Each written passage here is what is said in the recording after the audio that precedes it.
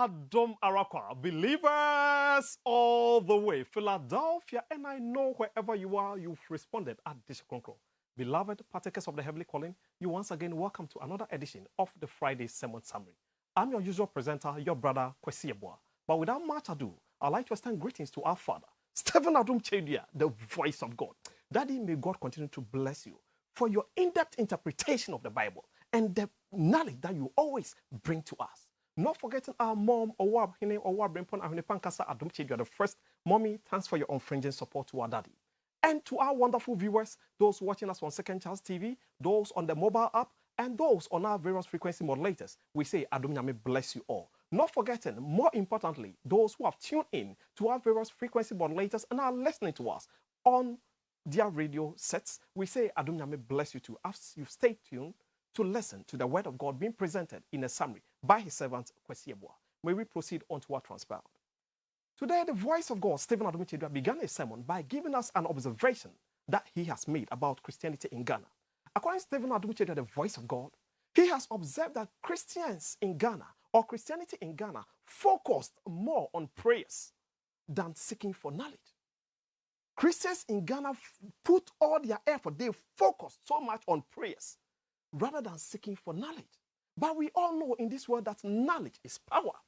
Knowledge is power, and they needed to have sought for power, that is knowledge, instead of focusing so much on prayers. No wonder the people went from prayer camps to prayer camps, all in the name of praying to God, the God whom they had no knowledge or no idea about. So this is the observation that Stephen Adom Kyei-Duah has made, that Christians sought for prayers rather than seeking for knowledge. They sought to seek for prayers rather than seeking for knowledge. And as such, they didn't even know the God whom they were serving. They lacked the knowledge. They lacked the knowledge about the God whom they claimed to be serving, only praying to something they believed to be existent, but not knowing whom they were even praying to. They didn't know the likes and the dislikes of the God they were praying to. They didn't seek for knowledge, but rather sought to go about praying. But considering the arena of Stephen Adom Kyei-Duah, the voice of God, Stephen Adom Kyei-Duah is one who we can classify as a good teacher, because Stephen Adom Kyei-Duah is somebody who preaches the word with in-depth knowledge. He's able to preach, give a lot of examples, make it very relatable to every human being, to every soul. He's able to give a lot of examples simply because he has acquired the knowledge, the in-depth knowledge, the in-depth interpretation. So he's able to preach for us to understand the Bible correctly and very well. And even after preaching for us to understand the Bible, what he does is he's able to back his words with works. He's able to demonstrate for us to see that what he said really works. So because he understands and knows how the thing works, he's able to also demonstrate, just as every good teacher does. Every good teacher is able to add practicals to the theory that he teaches. So he is a man with that dual purpose, meaning he has taken his time to acquire the knowledge. But can we compare that to our men of God out there? Can we compare that? Did we Christians sought for knowledge? All that we went about doing was just praying. So this shows that the affirmation or the observation that Stephen Adom Kyei-Duah, the voice of God, made is correct. From here, Stephen Adom Kyei-Duah talked about how we were being introduced into Christianity. According to Stephen Adom Kyei-Duah, the voice of God, we men of God who claim to be Christians, we men in Ghana, we who claim to be Christians, we were rather taught to focus our attention on the men of God. No wonder during the time of knowledge acquisition, we would rather be sleeping. During the time for the sermon, we would rather be sleeping because we weren't taught that the power dwelt in the knowledge. But rather, we looked up to the men of God that we wanted. We were rather in rush. We were rather in rush to see the men of God than rather sitting to listen to the sermon. No wonder in those churches out there, they don't allocate time. They allocated time for sermons. During the delivery of the sermon, that is when they allocated time. They restricted. When men are preaching, that is the time that they will tell the pastor it is time for you to close.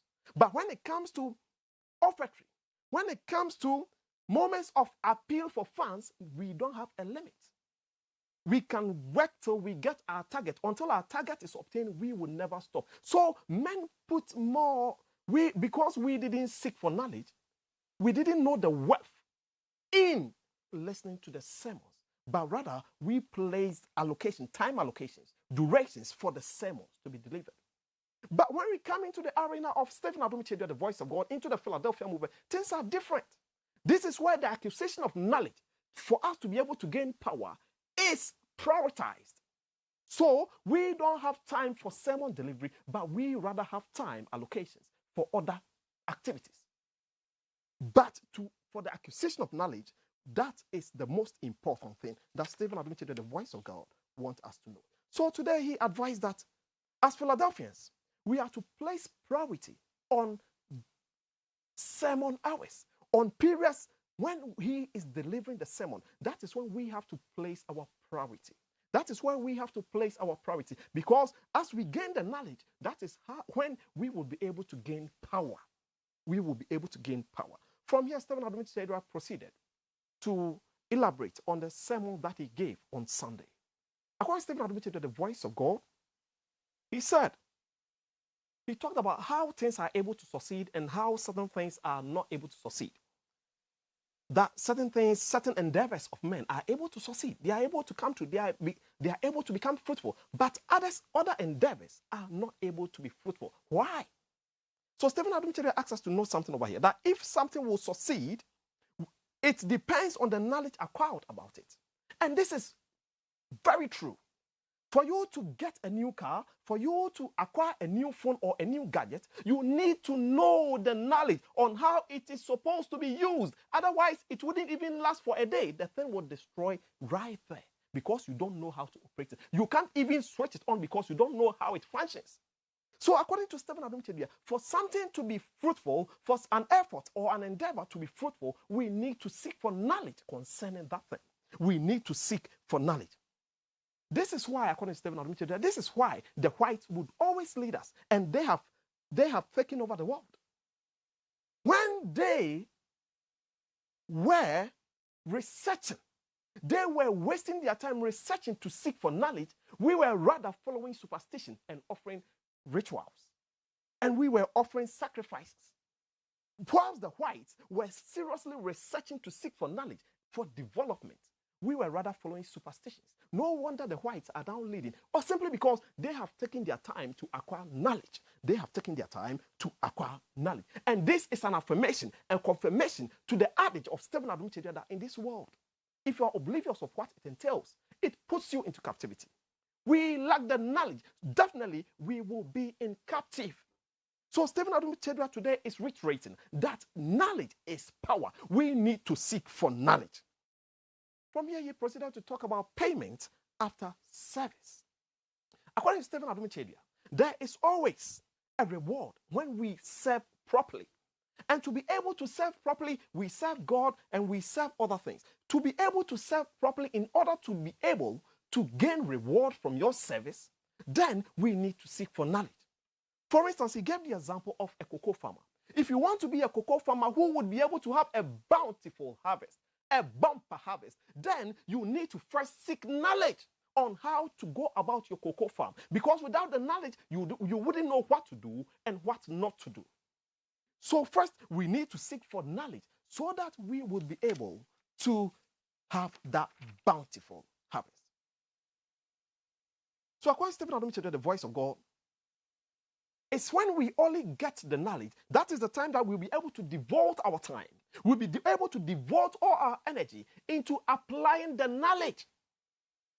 That is when we will be able to devote our time and our energy into applying the knowledge for us to also reap from the application of the knowledge. And as in philosophy says, the correct application of knowledge, that is wisdom. It means you are wise. So if you don't even possess the knowledge, how can we term you as a wise person? So first, we need to acquire the knowledge. So over here, Stephen Adumichedu asks us to know that anything we devote our efforts to, or any service that we tend to render, we first need to seek for knowledge on it to be able to, for the thing to be able to also serve us back, for the thing to also be able to serve us back. So any endeavor in which we want to undertake, any service or any form of worship that we want to undertake, Stephen Adum-Kyei-Duah today is advising that we need to first seek for knowledge on it, what the thing likes or dislikes, in order to be able to serve it properly and also be rewarded in like manner. According to Stephen Adum-Kyei-Duah, the voice of God, this same thing happens in marriage. This replicates itself in marriage. In marriage, we have couples. And these couples are there to serve each other. So even before we get married, we get to know from our partner what he or she dislikes and likes, in order not to falter, in order not to do any of his or her dislikes. And problems only arrives in marriages when one commits a taboo. That means that's the dislikes of the other partner.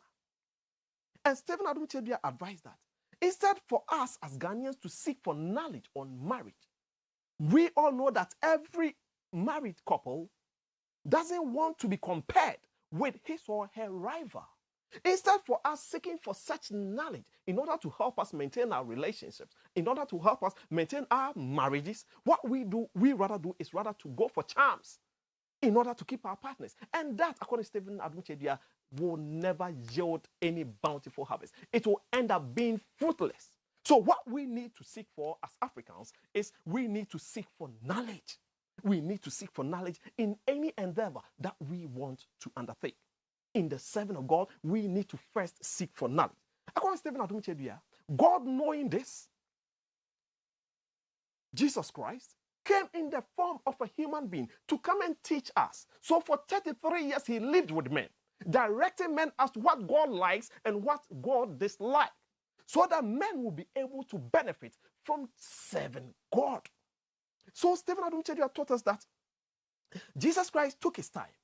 Anytime Jesus had an encounter with men, he taught them. He gave them knowledge. Jesus never engaged in breaking, praying to break, to bind, nor to be losing with people. Jesus never taught men about witchcraft, when he even had the opportunity to have used that to teach men about the ability of evil powers. Jesus didn't do so.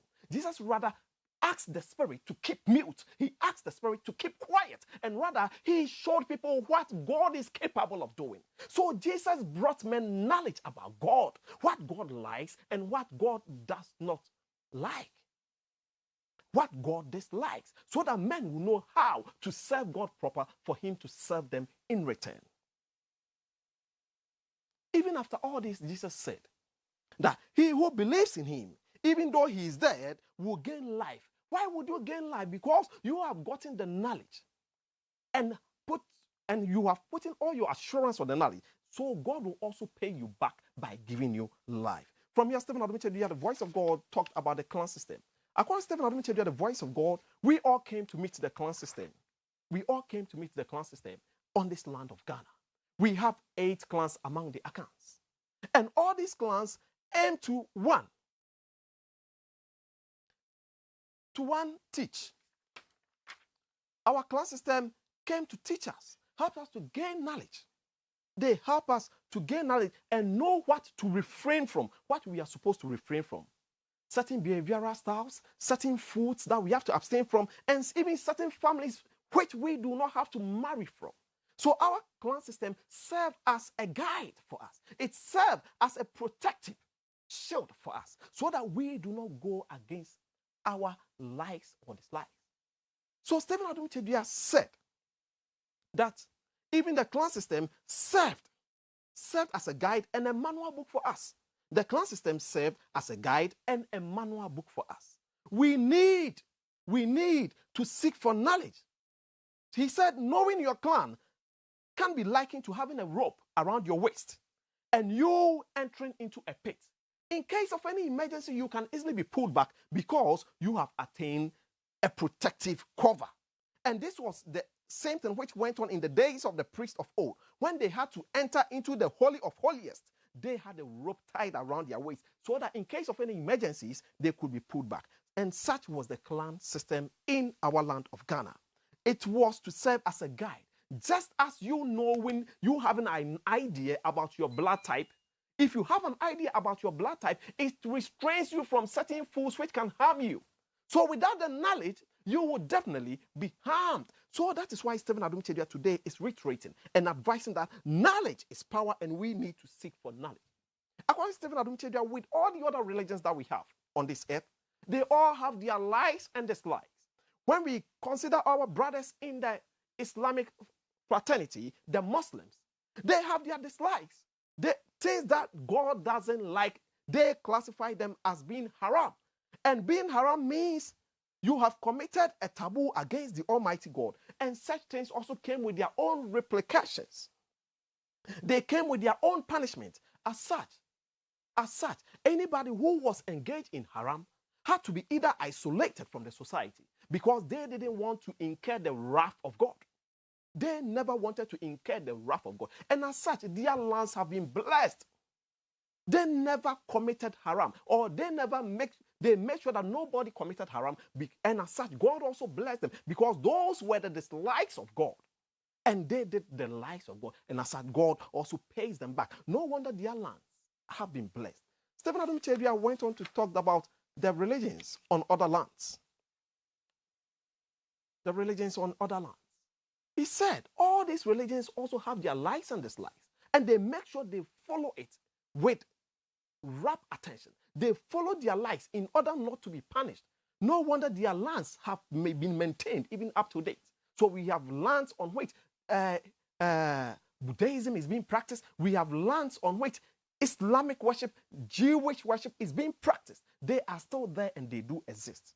But there comes the big question, which Stephen Adum-Kyei-Duah, the voice of God, asks. What benefit have we received for serving as Christians ever since we became Christians? What has been the benefit that we've ever made? And which land can we claim as Christians that this is our land? Which land?